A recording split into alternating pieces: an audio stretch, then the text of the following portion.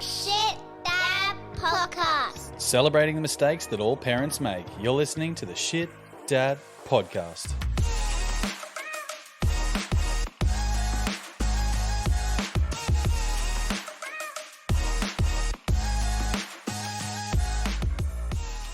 G'day, and thanks for joining us at the Shit Dad Podcast, where we try to change you from lad to quintessential Aussie dad while celebrating the fatherhood wins and bins that come with it. I'm Nick. I'm Dave. And we thank you once again for taking the time out of your busy days to have a listen and share your fatherhood stories. This episode, we are talking to Kalin, or Cal, about his fatherhood journey and some other fun stuff. Cal's a youth worker and a father of two, but let's kick it off with a couple of jokes. Yeah, I'll kick it off. You know, guys, I childproof my house because of my kids. Did you? Yeah, but they still keep getting in. Oh, that's good. A mate of mine got fired from his job as a taxi driver. Apparently the customers don't appreciate it if you go the extra mile. Singing in the shower is fun until you get the soap in your mouth.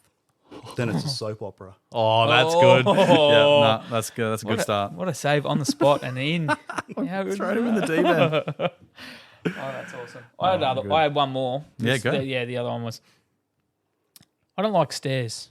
Mm-hmm. They're always up to something. Oh, that's good. I like that. Cheeky suckers. Yeah.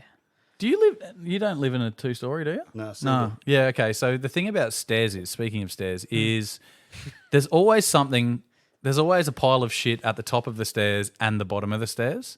And if you've got young kids, mainly up and down the stairs as well. So you're dodging landmines on the way up, but really dodging them on the way down. And there's a good chance that the pile of shit at the top of the stairs has been there for a while because it's all the shit that you don't want upstairs. And you throw it at the top of the stairs and then just always forget to take it down. So See, I thought it would just be some cardboard boxes that you ripped open and slid down the stairs on all the time. I'd be all for that if you're only going through gyprock at the bottom. But we've got a glass pane window at the bottom, so it's a little bit more dangerous going through glass than it is gyprock. Look, I can vouch for that. I did that as a kid. Maybe a mattress? we used to do it on Put a mattress for a on mattress at the glass? Oh, no, I was going to say we used to go down on the mattress as kids. Oh, that's the fun. three of us. I think the youngest is probably too small. So you've had a few head knocks in your life, haven't you? Yeah, I'm fucking super special. Do you lick walls? Or windows? Sometimes. Bit of both. It depends on the day.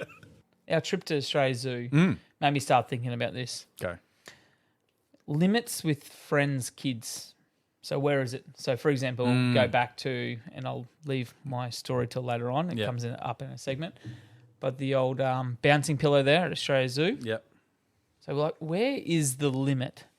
Because your boys were like, come and get me, Dave. And then it was like, come and get me, David. I'm like, call me my full name. I'm going to get you. I'll smash I'm going to get you. Yeah. I'm going to choke slam you too. too. I'm like, where do you see this, little bastard? No, but I'm like, limits with friends. After I was walking away and I'm like, man, some of those double bounces I was doing, I'm like, they were pretty vicious. You know me though.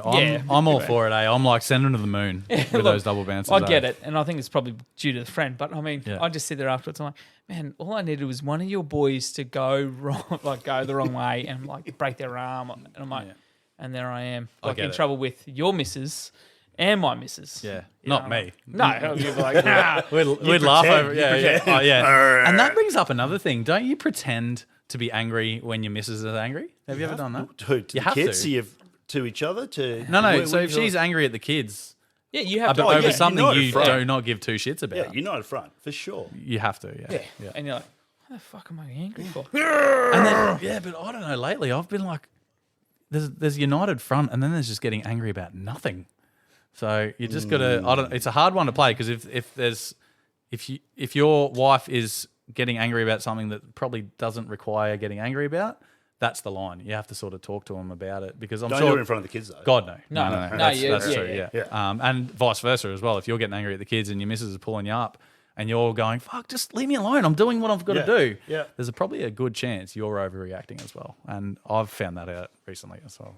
Cam is away tonight because his wife decided to have the baby pretty well now. So it's all pending at the moment, and but that's why Cam's not here tonight. He's there to support the wife with good reason too. So happy days. He wanted to be here, but we said, "No, mate, don't." Yeah, we pushed him away. You need to be with the wife. Good support, mate. fellas. Yeah, definitely. Good support. Yep. Yeah, got to look after your bros. Now, social shit daddery. Have you seen anything this week that tickled your fancy, Dave? fucking plenty actually. Go on. Yeah, so I saw lots, but 3 really stuck with me. Good. So it was more so because of Cam's news this morning. Like, I saw it, I'm like, this is great. Mm-hmm. 3 car seats in the back he was talking about, and he's been like He's so proud of spruiking himself. Yeah. Yeah, but what happens when those 3 kids want to fight with each other, mate? Oh, yeah. What are you going to do? Well, you're going to cut some cardboard out and you're going to put up some cardboard barriers Oh, between them. good idea. That's good. That's a good So dad I'd seen hack. that one. That's Yeah, good. I so like that, it. yep, I like it. Very good dad hack. that was one. The other one I saw was for the mums and the dads. Mm-hmm. Whose kids get in their cupboards and just steal all the good snacks if you can't get them up high enough, yeah. or they can climb? Yep. Yeah.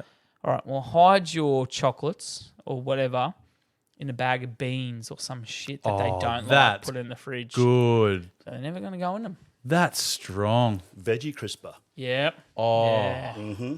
Problem is, I'm the person who steals Yeah. chocolates. There's a chain on your fridge. Everyone else has got it, including my kids. My dog's even got a key. I just don't.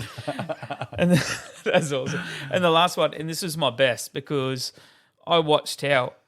Actually, I'm really proud of us. All the kids wanted cups on the weekend, but it's not normally like that. They want the cones, and I'm just sick of looking and saying, I got ice cream on me. And then you're like, oh my God, you got ice cream everywhere. Mm-hmm. Ice block drip catcher.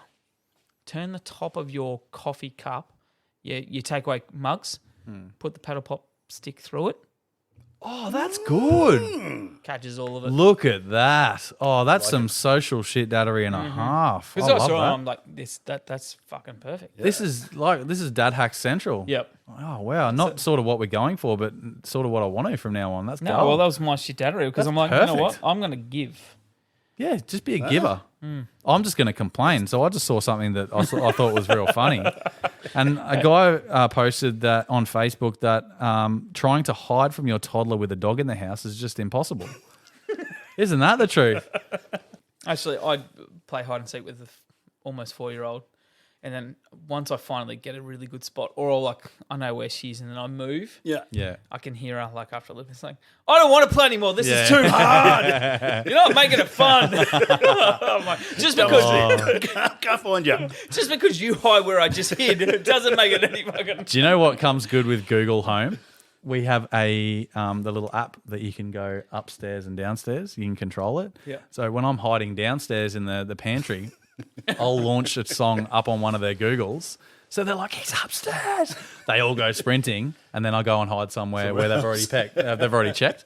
Oh mate, works a dream. And then they tip upstairs upside down trying to find me.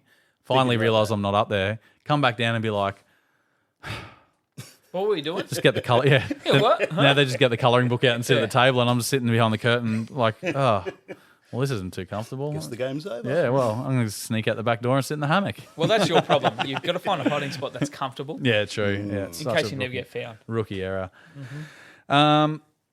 6 or less, the new segment we brought in last week where we ask listeners to tell us something or the topic of the week in 6 words or less. It has been coming up good. This week I asked them to 6 words or less to tell us the things not to do after getting the SNIP. So have you had the SNIP yet, Cal? No, I'm planning my trip to Thailand. Oh, yeah. Snip trip. SNIP trip. Yeah, cool. That's interesting. Girls go over and get their boobs done. I thought, get a group of blokes, go over. I don't drink, but yeah, sip margaritas or something on the beach with ice packs on my nuts. That is a cracking idea. It's like a What a boys trip. fuck. Are you going to do it at the end of the trip or the Oh, start? it's got to be at least towards the end. Can we have a name for it? So SNIP trip you've got? I've Snip got trip. one. Holospay. Not holidays, or space. Yeah, that's good. So some of the listeners got back to us with what not to do after getting the SNIP in 6 words or less. Jog home. Watch porn. Which we got, true that, because ouch. But after a few days, you're supposed to just go a few times. Yeah, to make sure it's all clean. Yeah, Clean out the pipes. Clean out the Yeah, pipes. definitely. Anyone who's done it knows that it doesn't hurt heaps. It's like not agony, but it's like an uncomfortable ache. It's probably the best way to describe it. I've So got the ice is beautiful. Also, another thing not to do Yeah. is eat the whatever you use as ice. Eat the peas or eat the corn because that's nasty. Like you don't have bare corn on your bare balls, but Wait, why are you putting that? Who's going to? because you've defrosted a bag of peas on your Who's nutsack. doing that? Well, that's what you do. If you don't Yeah, own an ice I pack. get that. I get the defrosting, but why would you be chewing on the peas that are Oh, on your of course. peas? Yeah, that's what I mean. That's what not to do. Yeah, And for your sure. peanuts, which Mr. Four used to call them. Peanuts. The peanuts. The peanuts. That's awesome. One of mine calls them the beans. The Got beans. the beans. Or you definitely don't forget the frozen peas. That's another one in 6 words or less. I've got 2 more. Go to the massage parlour. Another Yep. wank-related one. Or wrestle with the kids, because that's a no-no even when your balls are fine. I don't know about you guys. My 5-year-old leads with his knee with everything. Like, even coming up for a cuddle, he'll lead with his knee. And it's almost 9 times out of 10, it's hitting me in the nuts. Mine alternates between his knee and his head. Oh, wow. He'll just come in for the hug when he does want to hug. They are waist height, though, to be fair, aren't they? Yeah. And, yeah, you just got to keep an eye out. Nah, mine's almost miss 4. Like, it's like, Dad. No, you can't grab there. Love. Like, slide the hand over. Just look up, like, just so innocent. Like, what are you doing? I'm like, and like, Question is, what are you doing? yeah, Yeah, exactly, yeah. yeah. I'm like, nope, I'm not talking. No, we're not. We're not going to talk about this. I thought about this one. Don't go play cricket. Yeah? Pop the box in. Like, could you imagine? Oh, yeah. There's nothing worse. Even with the box. With the in. box. With the box, Yeah. it's like ache. It's like anyone in professional cricket who cops one and is brave enough to stand there and have another fucking pace bowler bowl 140 down at him and dead set. Like, I mean, if I'm that bowler, Come I'm on, aiming who's for- bowling 140 in warehouse cricket? Let's be honest. Oh, That's like Mitchell Stark numbers. I'm not joking, mate. I used to go to school with a kid who used to bowl like 140 in grade 10. That's crook. Shoot. Yep. And I was just And like, his name was Mitchell Stark. no, he was not. I wish I went to school. with Starkey. No, but look, no way. Like, if I was that bowler, you know where I'm aiming Yeah, for. going straight back in. I'm bowling like waist high full tosses. Oh, Honestly, wow. for the rest of the You're rest of the brutal. over. Rest of the over. I want to see tears. Yeah, I want him on the ground. You think that vasectomy hurt? Watch this one.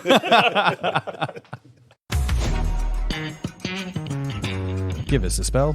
The dads have gone to knock the top off a cold one and have a captain cook. The ankle biters aren't giving their mum some strife. They'll be back in a sec. Don't blow your top.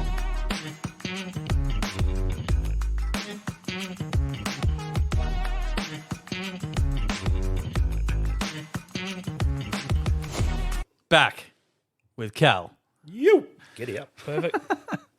So I just want to know a bit more about you as a dad and what you do. But yeah, tell us about yourself first of all. And Myself? Yeah, and then What am I, 43? 43. Of South African descent. Been living out north side now, where we are for the last 4 years, built out there. Wife, 2 kids, a Miss 9, got to get that right, and a Mr. 4, Master 4. Yeah, life's been an interesting ride, really interesting ride. Quite a younger time, or young adult work was in hospitality, spent some time in banking and finance, community service, youth work, and then more recently in mental health. So now working with men, with men's mental health, recovery, resilience. That's kind of my niche. That's where I sit. But dealing with, I guess your C-suite executive type men that have either gone into rehab or have experienced some sort of recovery or substance abuse. And my program that I've kind of developed and been working the last 18 months has been a program, a fly-in, live-in program where I spend 3 nights a week with a man who's been kicked out of his house, done his time in rehab, and is now trying to transition back into life and trying to get back on track. yeah. So, yeah. So let's call that the big dollar boys, the guys who can and do those sort of programs. Do you have any advice for dads who might be struggling with their own mental health, we'll just call it mental wellness because like mental health is just like such a broad thing. But if you, like, we'll talk about mental wellness, like if a man's not feeling right, it's affecting his family and he doesn't know what to do about it, can't really afford rehab, all that sort of stuff. Yeah, what's your advice to those guys? Get around some people. Absolutely. Get around a couple of blokes. That's the best thing you can do. As you know, the time in hospitality, the amount of times I would be at the pub I was managing or working at, the amount of times I'd see the bar flies, the old guys sitting at the end of the bar, drink for 3 hours and they're, 4x goals. But they'd be complaining about the same shit, complaining about the missus, complaining about work. But they've just spent 3-4 hours talking shit at a bar. It's good to talk shit, don't get me wrong, get around the blokes, but Not really talking about the real issues, are you? get into it, share the load. Because, and I think with the work I've been doing and being in mental health, it's not that guys don't talk, it's that guys don't know how to respond. Yeah, right. Yeah? So I think people will open up when they've had a few drinks. Yeah. And then your mate on the other side goes, oh, shit, I don't know what to do with that. And then everyone forgets in the morning I was too drunk, I don't know what you said.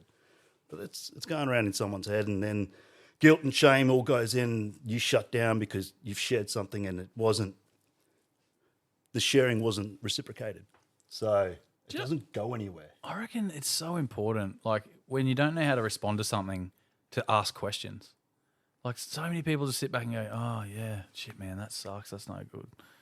Or ask, what do you mean? Yeah. What's See, what do you mean by that? Or Yeah, like, if you don't understand, that's is there anything I can do to help, or that sort of stuff? what would you like? Yeah. Like you don't have to come up with a solution. No.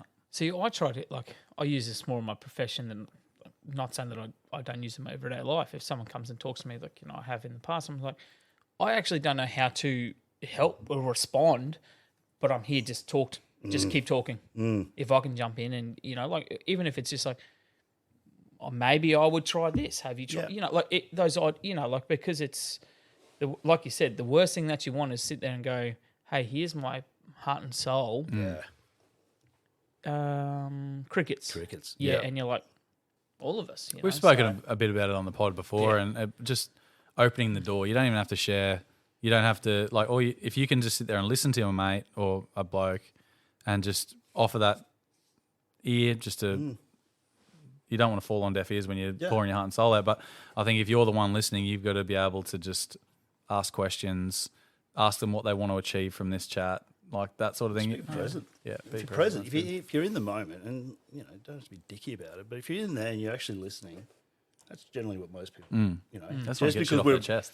Yeah, exactly. And just because we're blokes and we want to fix something, it's not about that. I think if you can openly share a story, and it gets received, and you just felt like you actually got it off your chest, then. That's half the job. We talk about men's mental health, but let's talk about kids' mental health. Because starting from such a young age, how can we adapt that, or how would you suggest that we can adapt that sort of mentality to our kids and get them to open up? You got to make time for kids. And I don't. We'll talk about the ADHD later, but I didn't previously. But you've got to make time. We're always on a schedule. You look at your calendar. You've got to be out the door by 8:20. To get to school by 8:25, so they can walk in the door. But you margin. You've got to have margin in your calendar for your kids. That's good. And knowing that when you're at home, you're at home. There's nothing worse. And I was just shocked for it. But being at home and wishing I was working, and then when I was working, I was wishing I was at home. Like that cycle alone, like that as a father, just destroys you. Is that what it was like when you were young? Like, well, how did you get raised? Is that how you were raised? Well, my old man was a teacher through so an educator, and then mum was at home through primary school. So we were in the Riverina for primary school, and then I grew up in Alice Springs for my high school years. But yeah, dad was teaching, and mum was a boarding house mistress. Mistress, I think they still call them that. Even now. I don't know if that was PC or what, but I don't know. Whatever. I'm not going to shit dad past. Not many of us. Mum Mum would do overnight stays out there, and this is when we were older. Yeah. But Dad was always, trying to extra income. So I think he was working, but I think having Mum not a full-time worker through most of it kind of gave us the balance. Yeah. I think if anything, I would have loved to have given my wife the opportunity not to work. Yeah, right. For the kids' sake as well. Yeah. For her, for the kids, and not male chauvinist BS. No, I it's just true, think yeah. that Yeah. at the end of the day, the best thing for my children would be for them to have their mother or father, whatever that works, at home with them. Yeah, definitely. So How did your upbringing shape how you are as a dad, though? my old man was pretty open emotionally. Yeah. That's very rare for that sort of Yeah. age. Yeah. Yeah. It's that generation. He was, we were all, hugging and playing and that sort of stuff. Because I think if I think about it, I think being an educator teacher, he saw what the kids who didn't have that engagement was like. So, we grew up at quite a religious family, so it was church on Sunday morning. So we had the routine, and then it was AFL on Saturday, which would go pretty much, we'd play under 18s, and then we'd play Bs, and then we'd play the A grade in the afternoon. So it was there, we were there pretty much all through that. So it's very much community. So it was either the football community, the church community, and then the school community. Yeah. I think that kind of rounded it off. Yeah. And Dad was quite active in the church, and then also being the school teacher, so in the community as well. So, yeah. Do you try and have that for your kids now, like the community side Definitely. of things? Yeah. Definitely. COVID was hard for that. Yeah. Like that caned me. I'm a hugger. Like I got to shake your hand, look you in the eye, and I want to give you a hug. Couldn't even shake hands. You had Yeah. the elbow touch. Yeah. That Yeah, weird. oh, yeah, the But COVID, then yeah, you the COVID shake or fist whatever. and people Yeah. doing Like foot fives. You know, That's so I don't weird. know. So Orcs. it's community's massive, and I think that's where mental health, mental wellness, mental fitness is falling down because we don't have that community engagement, and then the pressures are really mounting on the individual, and then the nuclear family, whatever that looks like, maybe two split families, or maybe mum and dad still together, but it's so insular that everyone's just relying on themselves. And I think that's how we're supposed to be. Your Miss Nine, she would have been right through the height of COVID, like with the homeschooling and all this. How did she go socially? Like, did you see a big change? Like, because she get through a couple of years or a year or two. No, so and no, she then went. no, No, and then she. no. What did we have? I think we had like 12 teachers in the first 6 months of her prep year. Holy shit! That's a lot. Yeah. So she was all over the place. And then I remember that, because we had no continuity through the education, the end of the year comes, and end of year, you got to do grading it for a prep. I don't know what you grade a prep, but there must have been some sort of test, but you could just see the pressure. First year of prep, test, nothing, obviously right through that. There was no structure through the class. And then next minute, she's got to sit down and do any sort of test. Yeah. No one likes a test Fuck generally. no. Especially when you're 5 years old. Firstly, I try not to use the word test at all. This is like, tell me what you know. This is a tell me what you know paper. Yeah. Yeah. If you know nothing, then cool. Then what do I need to do? Yeah. As the educator, Yeah. that's what I'm like. But I can only imagine as a 5-year-old. And coming from, daycare, Oh, you know what I mean? Like first year, a daycare it's just like, do I want to paint or do I want to play in the sand? I'm going to Do throw I actually, this. or do I want to sleep? Yeah, that's Like- right. I always say when I'm either picking up or dropping off mine, there's been a few occasions where you see a kid who's just losing it. Like my heart breaks Yeah. for that little guy or that little girl because you just know that their world is completely crumbling, and and then you look at mum and dad are like, schedule. We've got to be somewhere. We've got to go now. Again, it goes back to that little word margin. So Let's talk about your parenting style, Cal. How does it differ from your missus? You my missus is better. I was going to say you would have taken a bit from your dad, like you've said, of Yeah. making the time and the connection and stuff. But yeah, how would she be better? She follows. No, We all have to she say followed that, through. but I will happily say that and 100% believe it. Yeah, no, my missus is amazing. She holds it together, holds us together. I'm all over the place, you know. Yeah. I'm away. If I'm away working for the last, like I said, the last 12 months, I've been so 12 months, 30 weeks of the year I was away. You know, got grandma in there, which is fantastic. I've got that support. So yeah, we've got support, which is fantastic. That's the blessing in it. But as far as I redline still, like I can't stand. To get grumpy. I don't do rudeness well, which is probably why I'm out of youth work now. Like Yeah. when I was what am I, 40, 20 odd or early 20s, cool, calm, collected, nothing really, you know, water for ducks back. But after, I think I went back in, it was about 2-3 years ago, and it was just, I couldn't deal with, respect is big on my priority list, you know. Growing up in a religious family and having that community base, I'm sure. Yeah. Yeah, you got pulled in a line. Even you know, playing footy, it didn't matter. The old water boy, the old water boy who was the captain, who was the president in 1976. Clip over the head. Yeah, everyone listened, that sort of thing. Yeah. Yeah. So how do you deal with it when the girls are when the kids are rude to you? Because it'd be different for a girl and a boy as well. The way you deal with the. Mr. Five's he's sensitive. He's like me. He's emotionally wise, you know. So he is really sensitive. So I can almost, if it's raising a voice or just looking at him, and he'll the dad eyes. He gets the dad eyes for sure. only because I'm scared of where I could go Yeah. Okay. with it. You know, yeah, emotion. So background, Zulu, Scottish, Italian, and the Italian blood kind of just boils all the time. Yeah. And then, so I'll listen to them talking back to grandma or mum once, twice, and I'll bellow from the other side of the house, which is probably not good, but it's better than me. And I do this as well. You know, sometimes I storm up to a door. It's like, what are you doing? You don't talk to people like that. Where do you learn it from? Because you didn't learn it here. Or maybe you did learn it here on those iPads, which I want to throw in the bin. against the wall.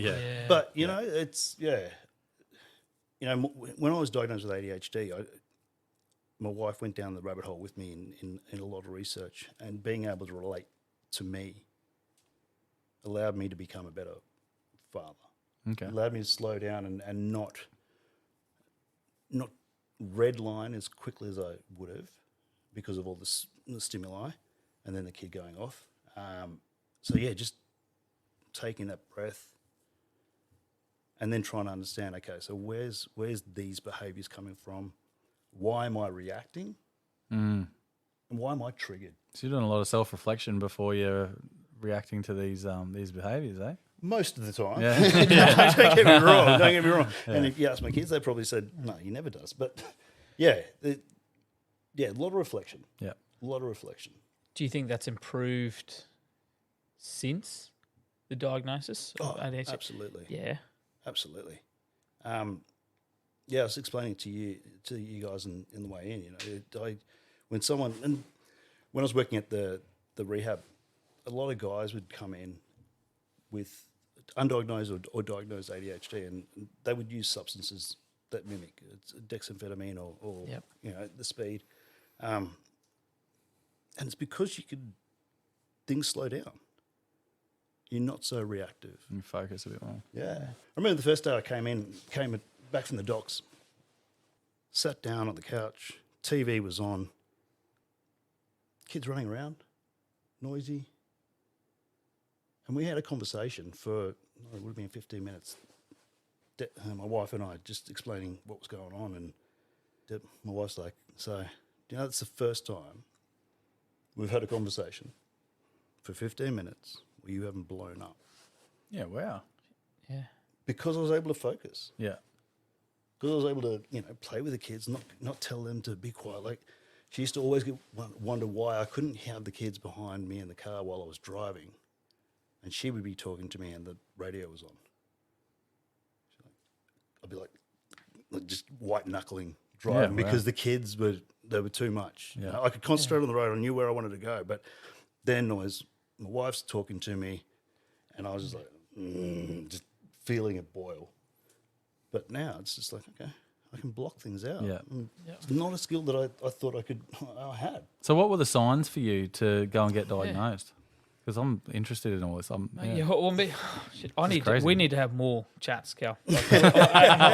Not for me personally. Probably for me personally. But no, just what you're saying, like, and for all of our listeners out there too.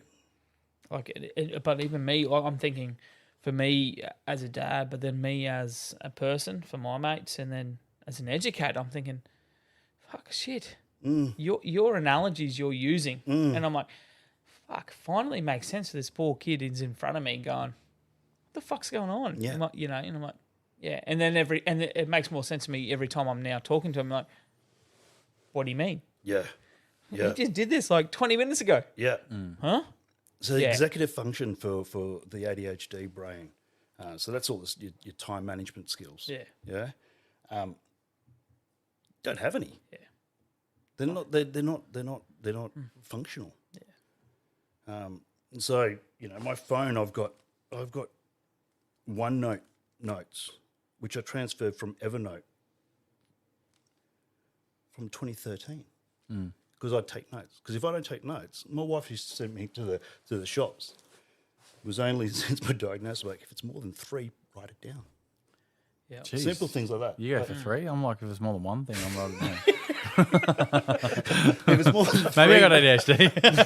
write it down. There's more than 3. I'm coming home with 30 things that are different and not one of those 3. Yeah. Oh, not on the list. No. Yeah. The amount of times I used to go to the shops and come home and not have what I was supposed to. All right, that's gold. Yeah.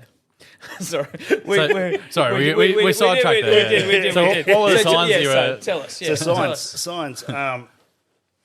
So fellas, I certainly nothing to be proud of, but I think I had over 20 jobs in less than 5 years. Yeah.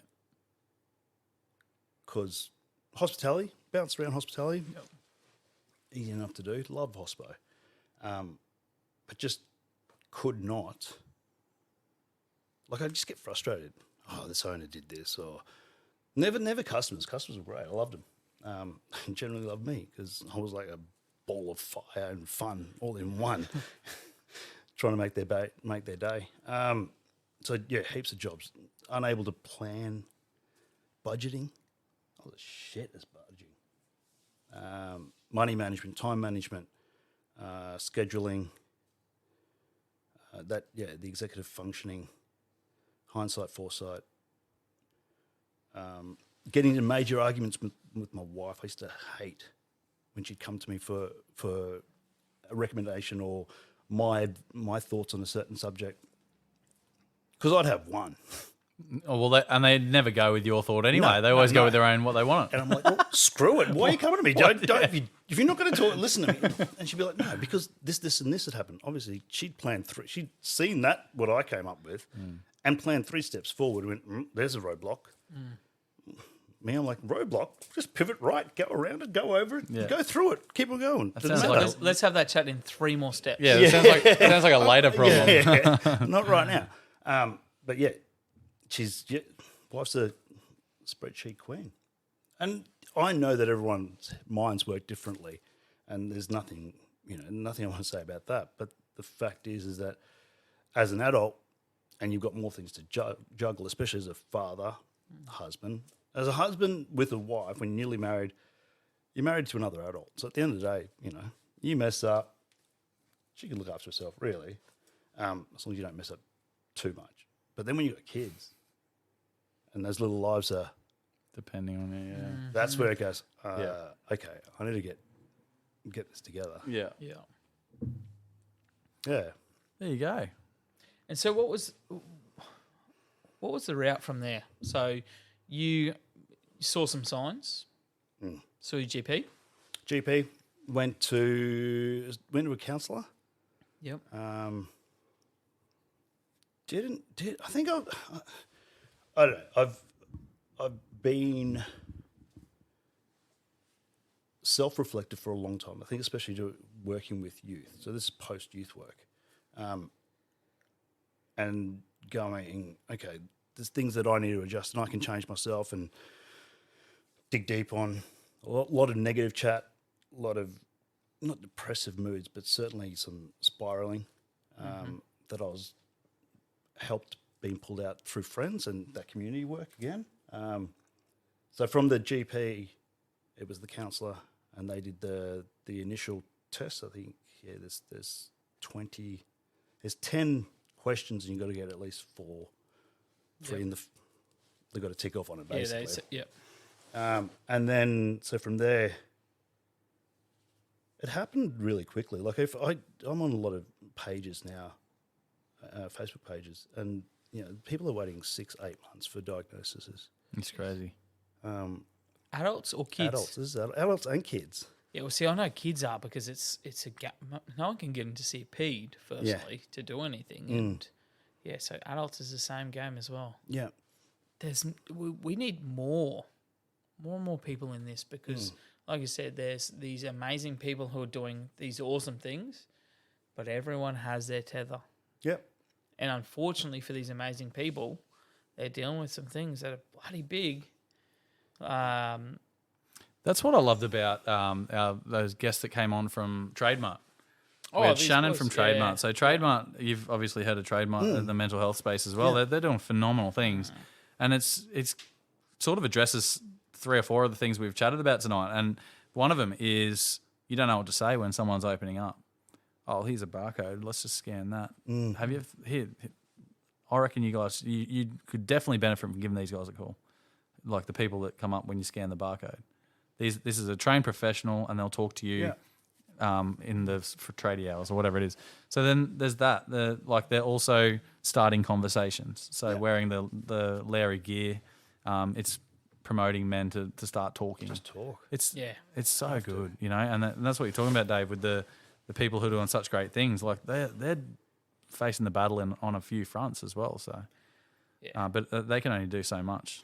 And I think the other key to it is to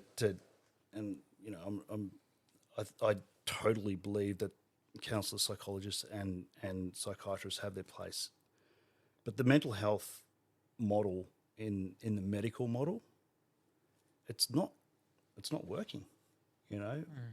Men are reaching out to those professional services, and at the same rate that they're killing themselves, and that hasn't changed in the last 5 years.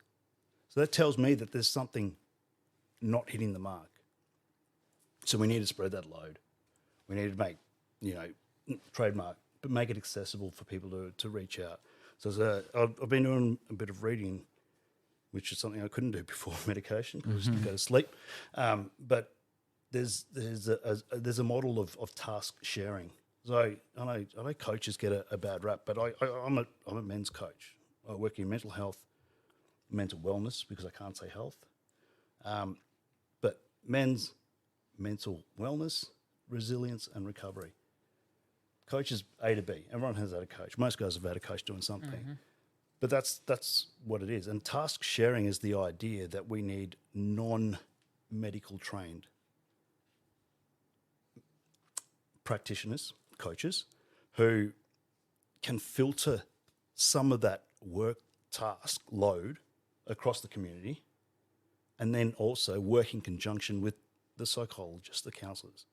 Because I'm A to B, I'm forward-thinking, solutions-focused, I want to make sure that you can get through your front door, not start World War III with your wife, not kill your kids, literally, physically, or mentally, and then go to sleep so you can go back to work tomorrow. So that's where So you're making support network more accessible and free or cheaper. See, I'm looking, for more people, so it's more accessible. And that's about these communities as well. I look at it as that gap. Like the word gap comes up. It's so often in so many different things. But like I said, we're all reaching after these professionals. What's between? Exactly. And like you said, we mentioned it just earlier in the show. Like we sit there and we talk to our mates, and it's like we're all on 6, 8, 10 beers down. They're like, I don't know what to say to him. Like There's not a whole lot of substance to the chat. You know what I mean? But like, man, the community. Community is another word Community, too. Yeah. What's in our community and who, and again, like it comes down to what can we fund? What can we do? Like blokes like you, mate, who go out and try to fill that. And, like you said, pragmatic, where being male, I'm going to get you from A to B. How are we going to do it? Yep. No, it's just, it's simple. It's simple stuff. And talking. So the community-based stuff is also great. I started a group with a good mate over at Oxley in his real estate office. And it was, 5, 6 guys on a Tuesday night just talking shit. A bit like this, really. Just sharing, what's going on, what's your challenges, where's your wins, what do you help with? Just being able to take the beers out of it, just talk. Okay.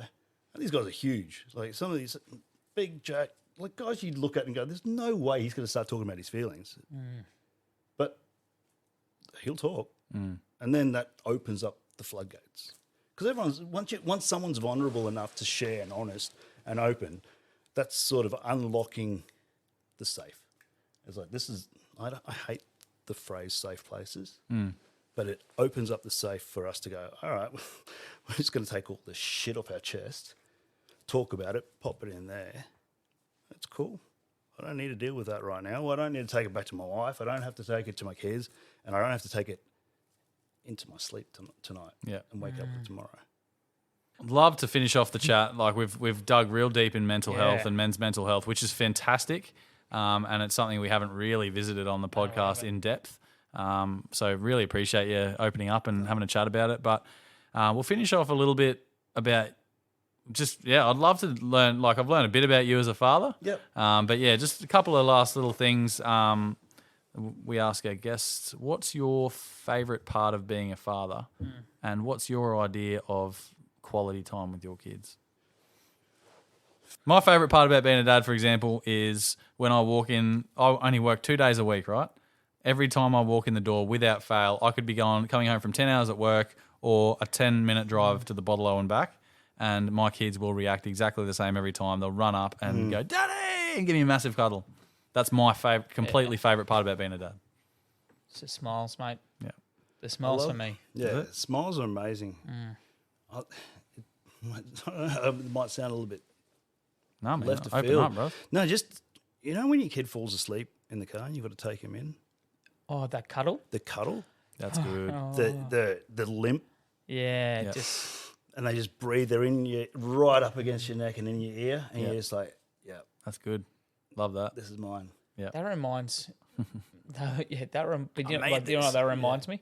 It's like, I've made this, but it's also be like this is me. Like I'm carrying them, and this reminds me of like, why am I doing it? Yeah, Because they're limp, because they're not holding themselves. Like it's all I'm about them. me. Yeah, Yep. yeah.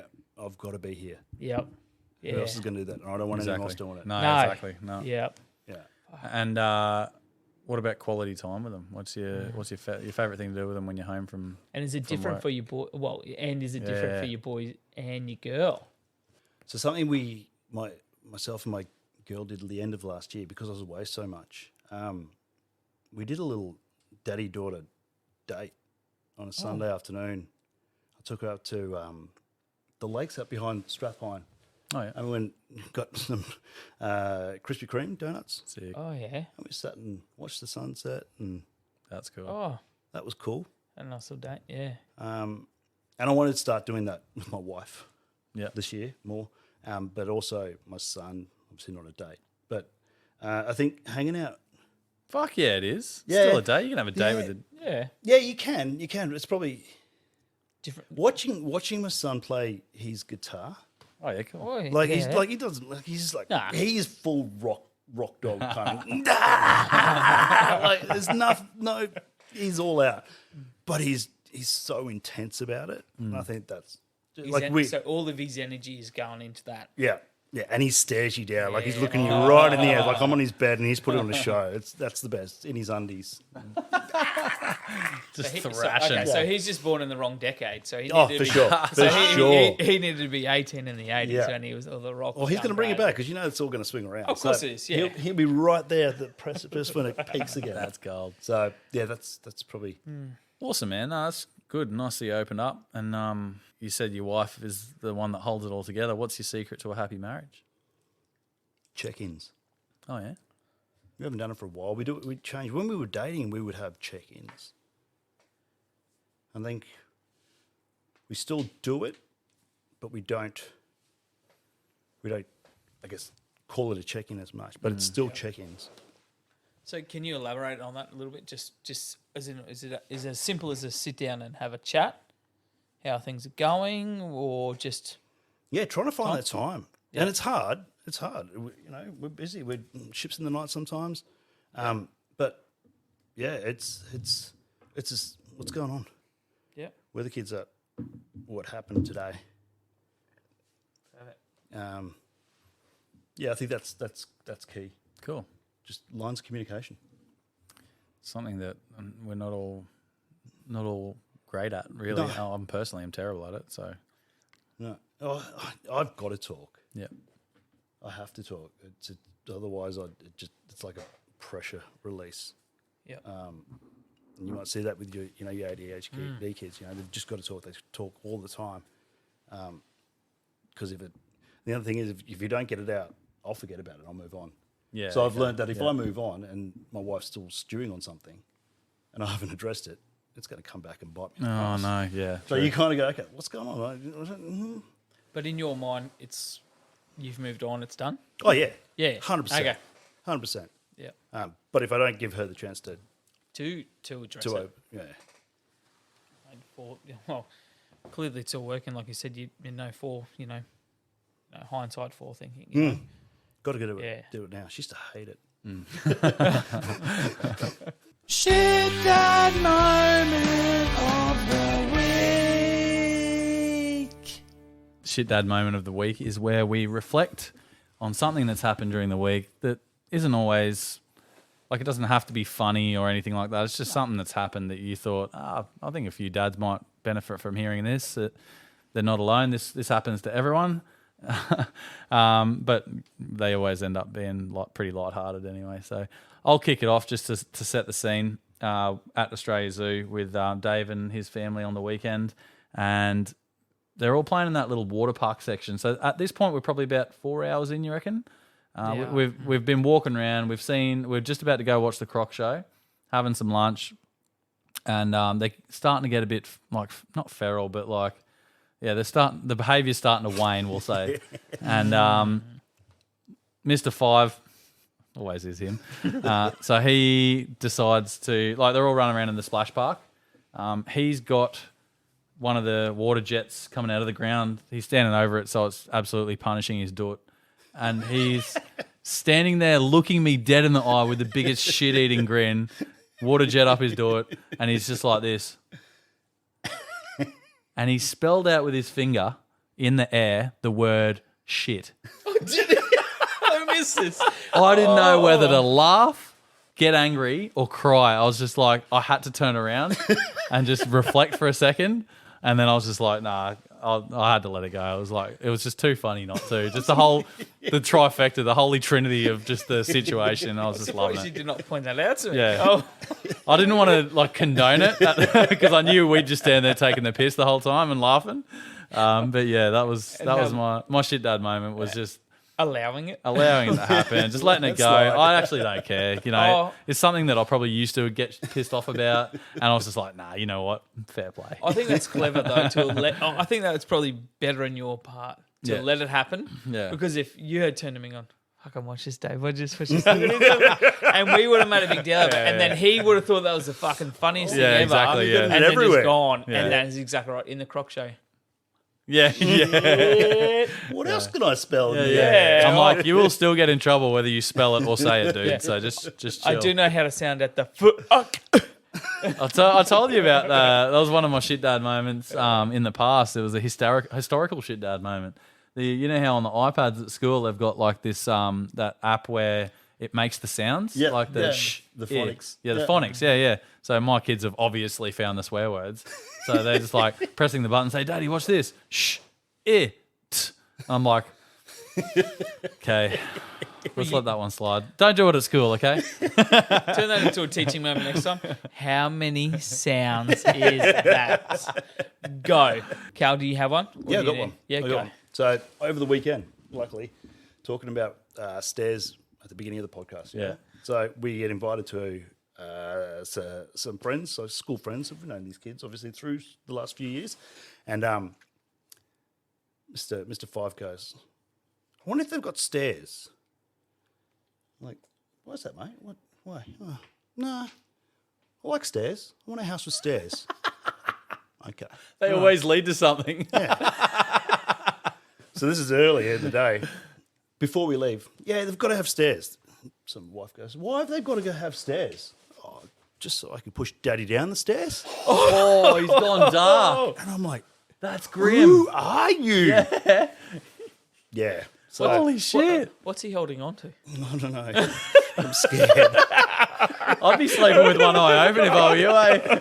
And I'm never walking this kid upstairs ever. I'm putting all the knives at the top of the top of the cupboard. See, I always thought it was be Miss Nine that takes me out, but because she'll rule the world. But yeah, Holy got to moly. watch. Yeah, got to watch the little. Now you're watching your back, man. I thought it was my wife that always took me out. Joking. No, anyway, so mine actually, again, comes from Australia Zoo. We spoke about it earlier, about the how far is too far, like with the kids, especially of your friends' kids. Because I think if our wives weren't there, it would have been a totally different story. Oh, it would have been chaos. Always is. But yeah, because I definitely got a couple of looks. Let's be honest, if our wives weren't there, we wouldn't have gone. Yeah, Or with kids, anyway. no, and if we were going alone, we definitely weren't going to Australia Zoo. No, but so mine, I had two near shit dad moments, and then one. So my nears came from at the same thing, water park. 10-month-olds finally decided I'm crawling. So commandoed for ages. Come on. I'm like, you can get up and do it. You know that. But now, no, I'm up. Look at me go. Climb up on anything. Started going. The missus had just taken Miss 3 to the bathroom. And she's out there crawling about. I'm like, oh, this is great. Just puddling down the bottom. It's a frog thing that croaks. So if people who haven't been there, croaks. And then the croaks change a little bit. I'm like, oh, shit, something's coming. Anyway, it's like a bucket. It's like a water bucket, I think. Anyway, and she's like right there, and I'm like, oh God! And her face looks like, and I'm like, oh, tis. No, okay, you're good. Cool. Anyway, put it straight back down. Straight back down. Anyway, next thing you miss was Miss 3 hates it. Hates the buckets. Goes, stands near it, watches it. Anyway, I picked it up one time. Just come here. I knew it was coming. Figure out the croaks. Come here. Oh, okay, Daddy. Pick her up. Anyway, standing right under it. It's just smash the same face. And I'm like, that was fun, wasn't it? Yeah, real fun. Like, giving it to me, like just going. You're like, yeah, give me that dopamine because you're like, give me the credit. I'm going to push you down the stairs later, Dad. Yeah, I was going to say, what do I do to Mr. 5? But yeah, so they were my two near misses because I thought, fuck, that could have ended. Both of them could have ended well. Came on the bouncy pillow, not the piddle. Could have been good. Could have been good too. I know. Oh, Miss 10-month-old was with me, sitting on my lap, and I was just sitting there, and she was sitting in front of me, so bouncing. The kids behind me, that was enough to give her bouncing, whatever. For 1 second, I just must have turned over, whether it was mine, someone else's. I've just turned, and I must have let go of her, and she's a fucking fidget worm, massively at the best of times. Must have just let go of her for a second. She's leant over my knee at the same time as someone's bounced, and they're just gone, boop, boop, boop, rolled a bit. Caught, and then I'm like, looking. Like, you're not crying. No one saw it. No, the wife saw it. Oh, of course. Of course she did. So watching me like a Out of horse. the 30 adults that were there, the wife saw it. And I was sitting there, I'm like, oh, yeah, you're right. And then the next one, she's like, I was going to get her off anyway. I'm like, no, you weren't. Fuck, so a bit of advice too. Just don't take your 10-month-old on the bouncing pillow. Yeah, probably not ideal. No, but she would have loved it. She did love it. And said, like, I think, their face when the kids are learning to walk and they fall. Yeah. And their face goes, huh, and they fall like, oh, no, I'm okay. Yeah. I'm okay. It was kind of like that shot. And I'm like, Oh, you call me Dad. It's not going to be the last time, sweetie. Oh, but no. Oh, that's too good. That was it. Good times. Well, we've thrown you in the deep end there, Calvin. You've come out with flying colours, so fair play. And that's pretty much a great spot to leave it, I think. So that wraps up episode 78 of the Shit Dad podcast, boys. So thanks again, Cal. Cheers, fellas. It's been an absolute mate. legend, Yeah. and a pleasure having me on. Thanks for filling Cam's spot, mate. It was great too. It was last minute. It was. And actually, your invite was last minute. And Cam, I don't mind having a chat, so it's okay. Yeah. Nah, mate, it's absolutely There'll great. be more to come, mate. Definitely. Sweet. Have a good week, everyone. Whether you came for some dad advice, a laugh, or some dad hacks, we thank you for taking the time out of your day to listen.